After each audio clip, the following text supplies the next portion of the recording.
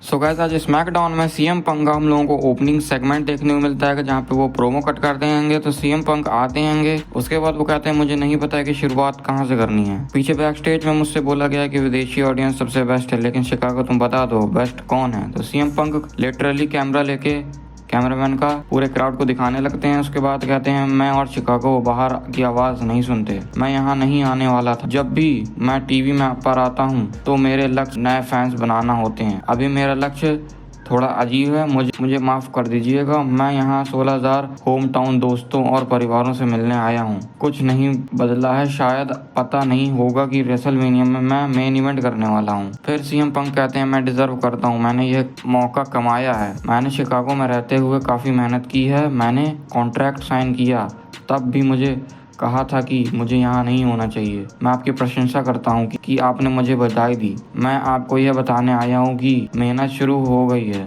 मेरी शुरुआत शिकागो से हुई थी और मैं इसी के चलते सभी को धन्यवाद बोलता हूँ। काफी लोगों को धन्यवाद बोलना बनता है, आपको धन्यवाद करने से मैंने सही शुरुआत की है। अब मेहनत शुरू होती है, अब रेसलमेनिया करीब है और मैं वादा करता हूँ कि मैं जीतूंगा। मैं सेथ रॉलिंस और ट्राइबल चीफ रोमन रेंस को रेसलमेनिया में मेन इवेंट में हराऊंगा। फिर पॉल हेमन की एंट्री होती है, वो कहते हैं लेडीज एंड जेंटलमैन। फिर पॉल हेमन कहते हैं मैं भी शिकागो में आया हूँ, मैं लेट हो गया था। मेरे बेस्ट फ्रेंड सीएम पंक के लिए यह किसी तरह का अपमान नहीं है। सीएम पंक कहते हैं मैं आपके बारे में ही बात करने वाला था, अच्छा हुआ आप आ गए, रिंग के अंदर आ जाइए।